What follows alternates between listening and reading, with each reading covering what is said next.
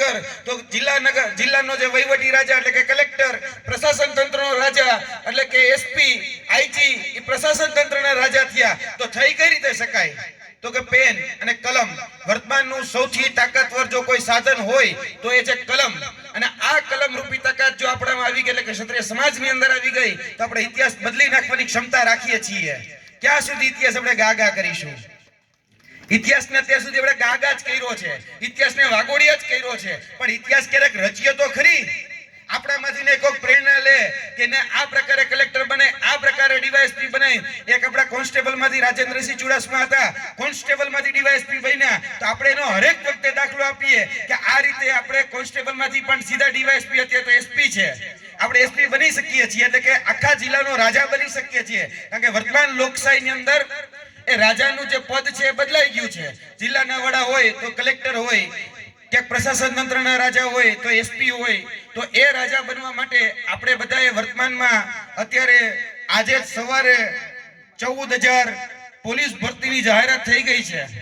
એમાં કોન્સ્ટેબલ પણ છે, એમાં પીએસઆઈ પણ છે, એમાં હથિયારી પણ છે, એમાં બિન હથિયારી પણ છે. અને આ 14,000 જગ્યામાં આપણે દહેગામમાંથી અને એમાં પણ ક્ષત્રિય સમાજમાંથી આપણે કેટલા એ પોલીસ ઇન્સ્પેક્ટર આપણે બનાવી શકીએ છીએ એ દિશામાં હવે આગળ વધવાની જરૂર છે.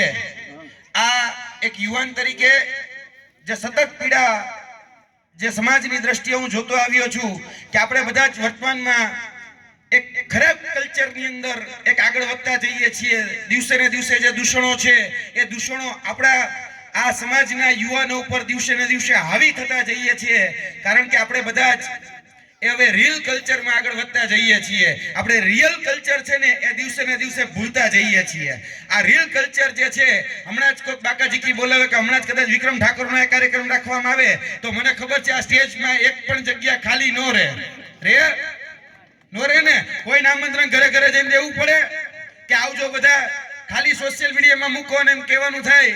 એટલે વિક્રમ ઠાકોરે કહેવાનું નથી, એ અમારા મિત્ર જ છે. એટલે કોઈ પણ કલાકાર ટૂંકમાં એ વિક્રમ ઠાકોરે કે કોઈ પણ કલાકારો એમ કીધું કે અહીંયા આવવાના છે એટલે આખું આ સ્ટેજ ભરાઈ જાય ને વાહ બધી જેટલી ગાડીઓ પડી અહીંયા લોકો સાંભળતા હોય. આપણે કયા કલ્ચર તરફ આગળ વધી રહ્યા છીએ? સમાજે વિચારોનો સમય આવી ગયો છે. આપણે આ મોજ આ રાણાની રીતે સમય સંજોગે બખ્તર પહેરી લેવા પડે. એ જે રીલ કલ્ચર છે ને, રીલ કલ્ચરમાંથી મહેરબાની કરીને બહાર આવીએ. સમય સંજોગે બખ્તર નથી પહેરવા. જે જમાનો હતો એમાં જેને બખ્તર પહેરવા નતા ને પહેરી લીધા છે. હવે સમય છે, સમય સંજોગે હાથમાં પુસ્તક લઈ લ્યો. એ પુસ્તક લઈ લેવાની જરૂર છે. આ સમય સંજોગે હવે આ જે સમય છે એ સમયમાં આપણે વર્તમાન પરિસ્થિતિને સમજવી પડશે. અને એ સમયની પરિસ્થિતિને સમજી આપણે બધાએ ખભોથી ખભો મિલાવી એક બની નેક બની અને વર્તમાનમાં સમાજનું એકીકરણ કઈ રીતે થાય, આપણા સમાજમાંથી જે બાળક છે એ બાળક કઈ રીતે આ વ્યવસાય તંત્રની અંદર રાજા બને, એ પ્રકારના પ્રયત્નો એ આપણે બધાએ કરવાની જરૂર છે. મારે પણ આજના દિવસે 4 પ્રસંગોની અંદર હાજરી આપવાની છે. આ સ્ટેજ ઉપરથી હું તમામ જે મહાનુભાવો છે, વર્તમાન ધારાસભ્યશ્રી, પૂર્વ ધારાસભ્યશ્રી, સંતગણ, એ બધાની માફી ચાહું છું. અને મારે અત્યારે પ્રસંગમાં જવાનું છે એટલા માટે આ સ્ટેજ હું અત્યારે છોડીને જઈ રહ્યો છું.